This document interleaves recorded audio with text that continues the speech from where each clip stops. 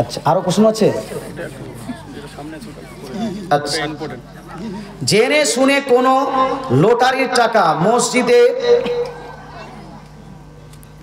কি লিখেছি কোটি কেউ আচ্ছা কেউ দান করলে সেটা নেওয়া যাবে কি যাবে না? এই মশলা আমি উত্তর দিতে চাই না। হ্যাঁ, লটারির টাকা এতটুকু জেনে রাখবেন, এই মশলার উত্তর এখানে দেওয়া যাবে না। এই মশলার উত্তর যদি কোনো আলিম এটা জিজ্ঞেস করে থাকেন তাহলে আমাকে পার্সোনালি এটা জিজ্ঞেস করে উত্তর আমি দিয়ে দেবো ইনশাআল্লাহ তাআলা। তবে লটারি কাটা, লটারি যেটা আছে এটা হলো একটা জুয়া। কি এটা ভাই? জোর বলুন না, কি এটা? আপনারা ভালো মানুষ, শিক্ষিত মানুষ, জ্ঞানী মানুষ, মুসলমান। আল্লাহ তাআলা রাসূল বলেছেন সব থেকে উত্তম রিজিক হলো, সব থেকে উত্তম হালাল রিজিক হলো তোমার হাতে যেটা উপার্জনকৃত রিজিক। জোরে বলে সুবহানাল্লাহ।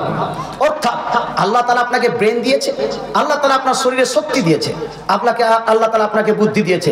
এই বুদ্ধি খাটিয়ে শরীরটা কাজে লাগিয়ে আপনি একটা ইনকাম করুন, হালাল পদ্ধতিতে ইনকামটা আপনার হালাল হবে, আপনার আল্লাহ তাআলা বরকত দিবেন। কথা বুঝা গেল?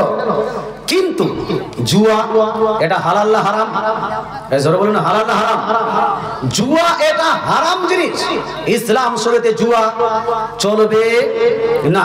সুতরাং লটারির টাকা, লটারি কাটা, লটারির টিকিট কাটা এটা চলবে? চলবে? লটারির টিকিট কাটা চলবে না।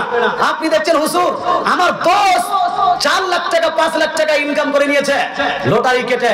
মুসলমান একটা দোষকে দেখছেন 4 লাখ টাকা ইনকাম করে নিয়েছে, কিন্তু ওই দোষটা দোষে বরবাদ হয়ে গেল, এটা আপনি লক্ষ্য করছেন না কেন? হাজার হাজার মানুষ, লক্ষ লক্ষ মানুষ লটারি কেটে আজকে ফকির হয়ে গেছে। আছে কি নাই? আছে না? ফকির হয়ে গেছে। সুতরাং এটা দুনিয়াবি দিক থেকেও আপনার জন্য খারাপ, ইসলামের দিক থেকেও খারাপ।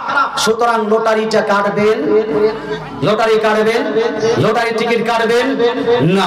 আল্লাহ তাআলা আপনার বুঝার তৌফিক দান করুন, আমল করার তৌফিক দান করুন। তবে ভাই, মসজিদে টাকা দেওয়া যাবে কি যাবে না এই টাকা, এই প্রসঙ্গে আমি স্টেজে আলোচনা করব না, সমস্যা আছে।